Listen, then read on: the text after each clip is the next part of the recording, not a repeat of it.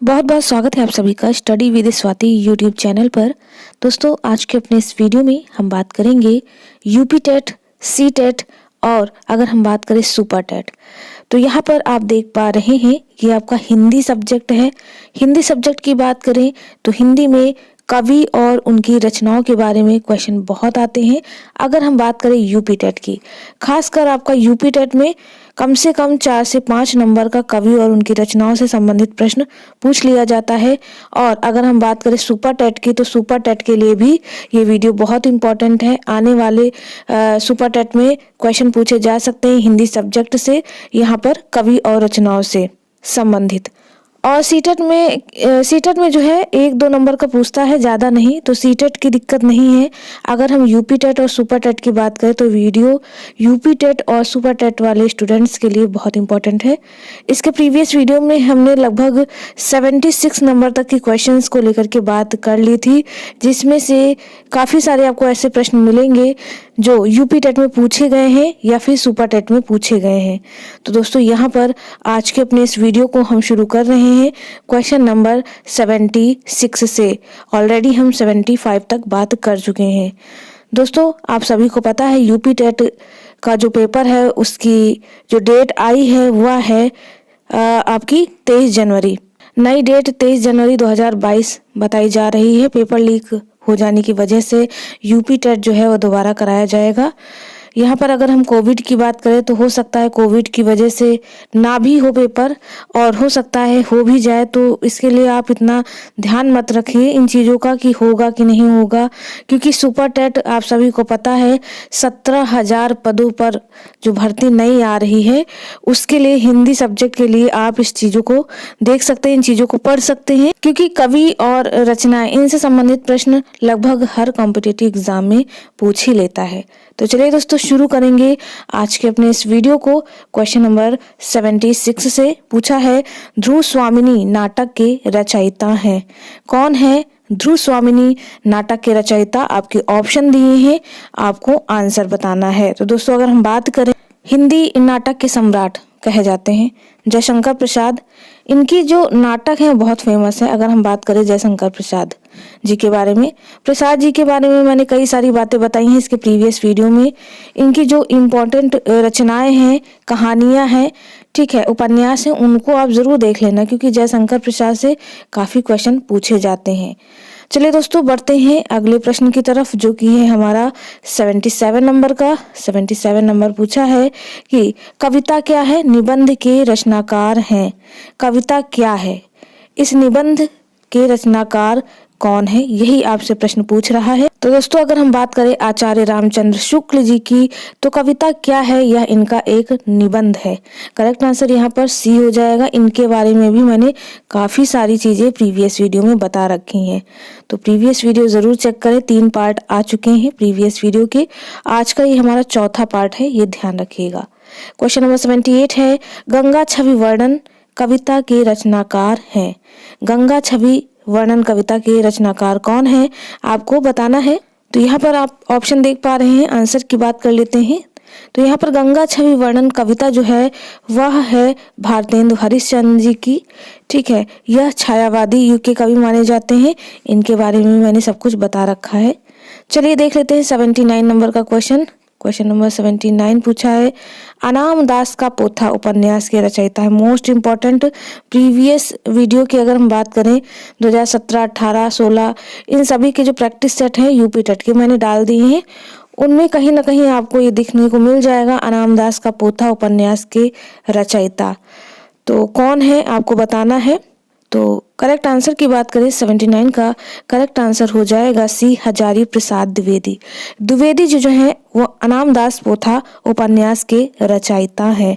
द्विवेदी जी के बारे में मैंने सब कुछ डिटेल में बता रखा है, उसे भी आप प्रीवियस वीडियो से चेक कर सकते हैं, क्योंकि कोई एक रचना मैंने उसमें नहीं बताई है। सभी के जो भी कवि हैं, जैसे आचार्य रामचंद्र शुक्ल, हजारी प्रसाद द्विवेदी, रामरक्ष बेनीपुरी, तो इन सभी के बारे में मैंने डिटेल में बताया है। कौन सा नाटक फेमस है, उपन्यास कौन सा है, कहानी संग्रह क्या है, ठीक है, रेखांकन क्या है, सबके बारे में मैंने डिटेल में बताया है, तो उसे आप जरूर चेक करें।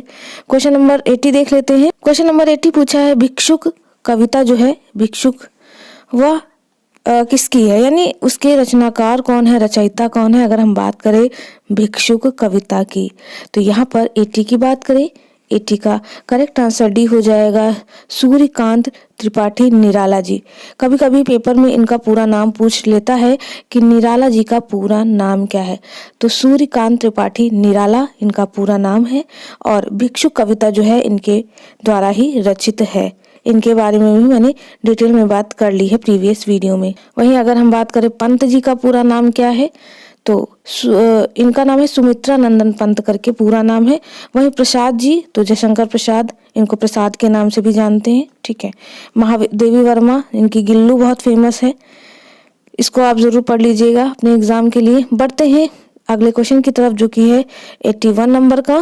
क्वेश्चन नंबर 80 पूछा है कि पल्लव के रचयिता हैं। पल्लव जो कृति है उसके रचयिता कौन है आपको बताना है। आपके ऑप्शन दिए हैं, आपको आंसर करना है। 81 की बात करें तो करेक्ट आंसर हो जाएगा सुमित्रा नंदन पंत। दोस्तों अगर हम सुमित्रा नंदन पंत की बात करें तो इन्हें प्रकृति का सुकुमार कवि भी कहते हैं। अगर आपने डीएलएड या बीटीसी किया होगा तो आपको पता होगा ये क्वेश्चन 2 से 3 बार आपके एग्जाम में पूछा जा चुका है कि प्रकृति के सुकुमार कवि किसे कहते हैं। चलिए बढ़ते हैं अगले क्वेश्चन की तरफ जो कि है क्वेश्चन नंबर 82। क्वेश्चन नंबर 82 पूछा है चिंतामणि के रचयिता हैं। जो चिंतामणि कृति है इसके रचयिता कौन है आपको बताना है। तो 82 की बात करें, यहाँ पर चिंतामणि के अलावा भी मैंने कई सारी चीजें बताई थी, यानी कई सारी कृतियां बताई थी इस रचयिता की। तो यहाँ पर 82 की बात करें करेक्ट आंसर हो जाएगा सी आचार्य रामचंद्र शुक्ल, या इनका फेमस जो है निबंध है, देख लेना आप, निबंधी है चिंतामणि। अगर नहीं है तो भी आप कमेंट द्वारा जरूर बताइएगा। बढ़ते हैं अगले क्वेश्चन की तरफ जो कि है क्वेश्चन नंबर 83। 83 पूछा है कि जन्मेजय का नाग यज्ञ किसकी कृति है। तो यहाँ पर दोस्तों अगर हम बात करें 83 नंबर क्वेश्चन की, पूछा है कि जन्मेजय यज्ञ किसका, नाग यज्ञ किसकी कृति है। तो ये भी बहुत फेमस नाटककार जयशंकर प्रसाद जी की कृति है। करेक्ट आंसर यहाँ पर 83 का बी हो जाएगा। चलिए बढ़ते हैं अगले क्वेश्चन की तरफ जो कि है 84 नंबर का। तो 84 देख लेते हैं। 84 पूछा है हम दीवानों की क्या हस्ती है, आज यहाँ कल वहाँ चले, मस्ती का आलम साथ चला, हम धूल उड़ाते जहाँ चले, प्रस्तुत पंक्तियों के रचयिता हैं।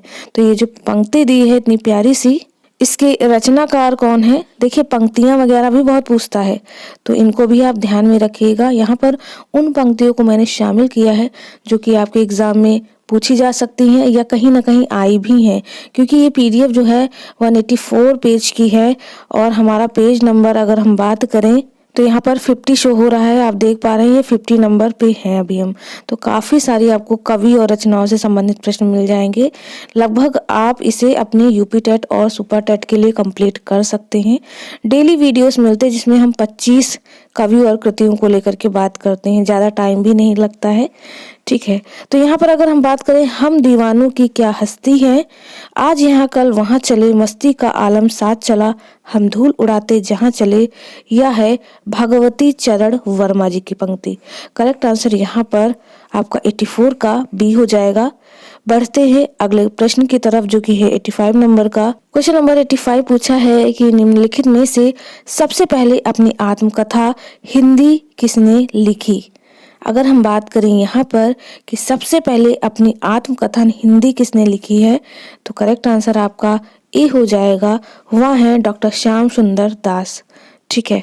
बढ़ते हैं अगले प्रश्न की तरफ जो कि है 86 नंबर का, देख लेते हैं। प्रश्न नंबर 86वां है कि अबला जीवन है तुम्हारी यही कहानी, आंचल में है दूध और आंखों में है पानी। पूरी पंक्ति यह होगी, थोड़ा मिस हो गया है इसमें चीज, ठीक है। अगर आपको याद हो पंक्ति तो भी आप कमेंट द्वारा बताइएगा। तो यहाँ पर अगर हम बात करें कि अबला जीवन है तुम्हारी यही कहानी, आंचल में है दूध और आंखों में है पानी, तो यह पंक्ति किसकी है। तो यह पंक्ति किस काव्य की है, यहाँ पर अगर बात करें तो यह काव्य होगा यशोधरा। यशोधरा से ये पंक्तियां ली गई हैं। करेक्ट आंसर यहाँ पर सी हो जाएगा। और दोस्तों कमेंट द्वारा बताइएगा कि यशोधरा कृति किसकी है, यानी किस लेखक की है। पढ़ते हैं अगले प्रश्न की तरफ, जो कि है 87वें नंबर का, यानी 87 नंबर का। हिमालय के आंगन में उसे प्रथम किरणों का दे उपहार, उषा ने हंस अभिवादन किया और पहनाया हीरो का हार। प्रस्तुत पंक्ति के रचयिता हैं। देखिए यहाँ पर जो भी आपको पंक्तियां बताई जा रही हैं, ये आपके एग्जाम के पॉइंट ऑफ व्यू से बहुत इंपॉर्टेंट है। आप चाहे तो इनका स्क्रीनशॉट ले लें या फिर आप वीडियो का रिवीजन भी कर सकते हैं। तो यहाँ पर अगर हम बात करें, हिमालय के आंगन में उसे प्रथम किरणों का दे उपहार, उषा ने हंस अभिवादन किया और पहनाया हीरो का हार। तो नाटककार अगर हम बात करें जयशंकर प्रसाद की, तो यह इन्हीं के द्वारा रचित पंक्ति है। करेक्ट आंसर सी हो जाएगा। बढ़ते हैं 88 नंबर प्रश्न की तरफ, जो कि है यहाँ पर 88 है, आंचलिक रचनाएं किससे संबंधित होती हैं। जो आंचलिक रचनाएं होती हैं या किससे संबंधित है, देश विशेष से, लोक विशेष से, क्षेत्र विशेष से या जाति विशेष से। तो दोस्तों अगर हम बात करें आंचलिक रचनाओं की, तो यह जो है वह किसी क्षेत्र विशेष से संबंधित होती है, यानी एक क्षेत्र विशेष में रहने वाले व्यक्ति, पशु पक्षी किसी से भी संबंधित हो सकते हैं आंचलिक रचनाएं। ठीक है, बढ़ते हैं अगले प्रश्न की तरफ, जो कि है 89 नंबर का।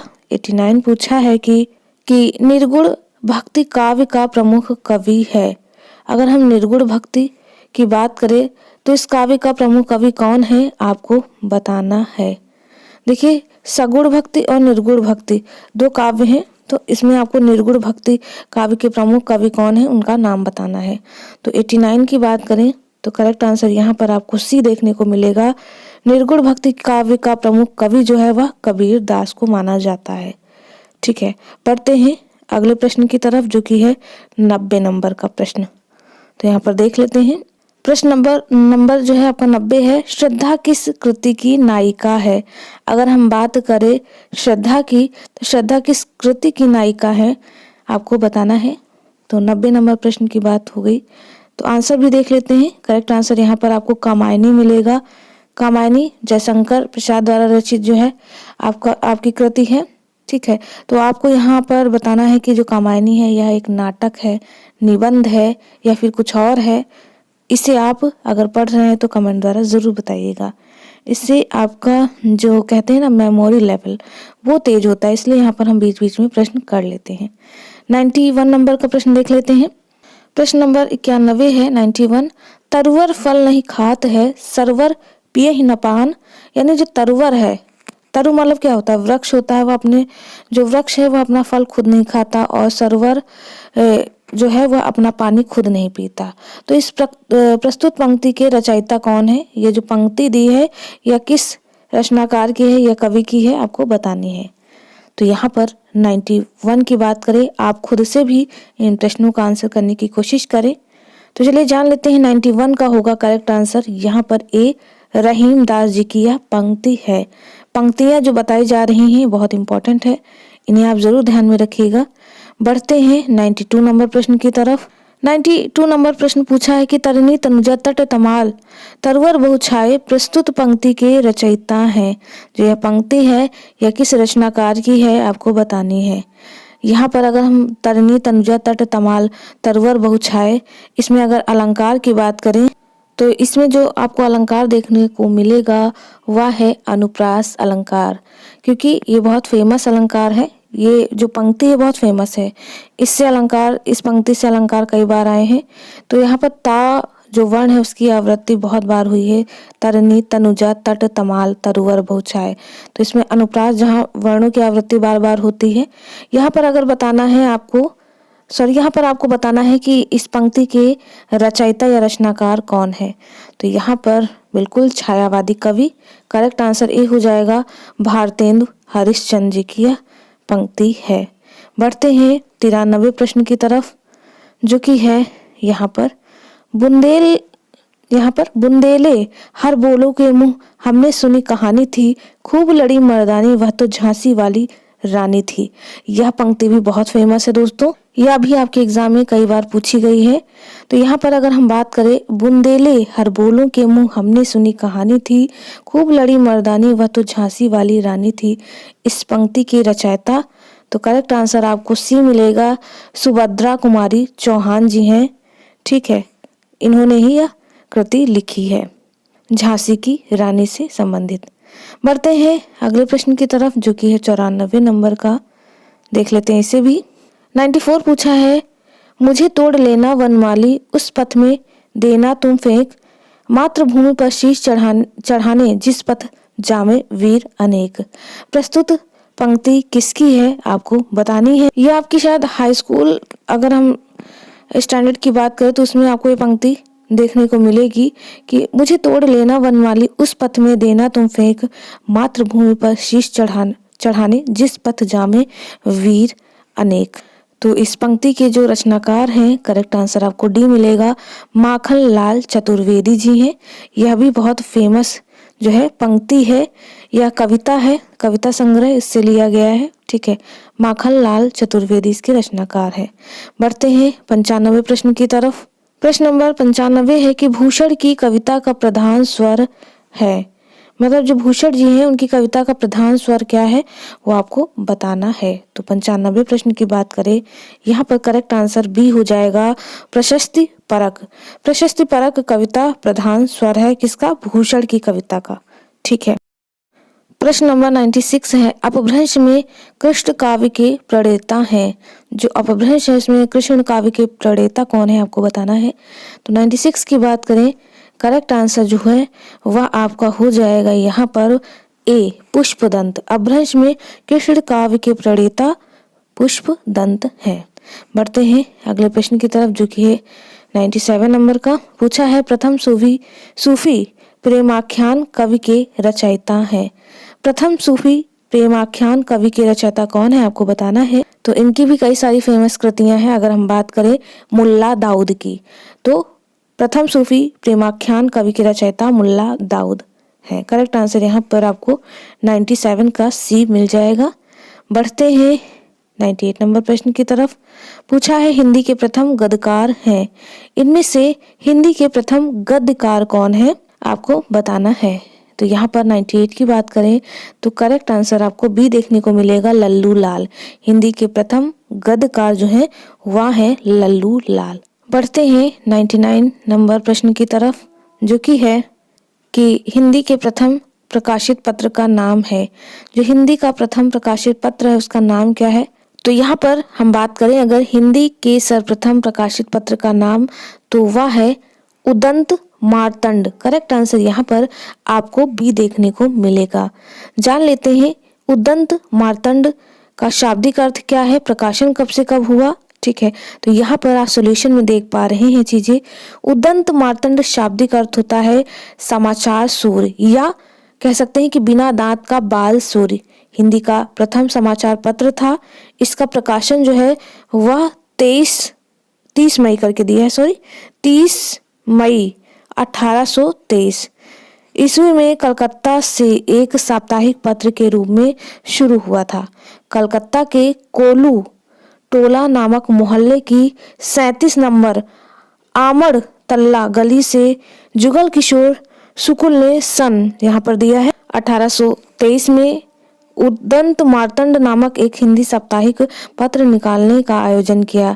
उस समय अंग्रेजी, फारसी और बंगला में तो अनेक पत्र निकल रहे थे, लेकिन हिंदी में एक भी पत्र नहीं निकलता था, इसलिए उदंत मार्तंड का प्रकाशन शुरू किया गया। इसके संपादक ध्यान रखिएगा है जुगल किशोर शुक्ल। ठीक है, वे मूल रूप से कानपुर के निवासी थे।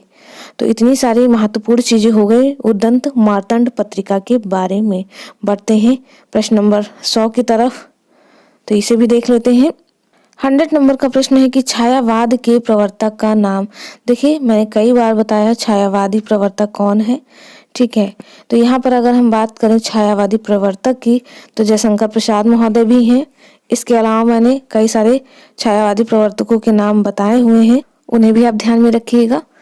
तो इस तरह से यहाँ पर आज के इस वीडियो पे हम जो है 100 नंबर प्रश्न की तरफ मतलब रुकेंगे, क्योंकि इसके नेक्स्ट वीडियो में हम रेस्ट ऑफ द क्वेश्चंस लाएंगे, जो कि आप देख पा रहे हैं 101। इसके अलावा भी कई सारे प्रश्न आपको देखने को मिलेंगे, जिसे हम नेक्स्ट वीडियो में कवर करेंगे। तो उम्मीद और आशा है आप सभी को हमारा यह वीडियो पसंद आया हो। चलिए दोस्तों, मिलते हैं अपने एक नेक्स्ट वीडियो में एक नए टॉपिक के साथ। तब तक के लिए आप सभी का बहुत बहुत धन्यवाद। Thank you friends, keep watching and share to others.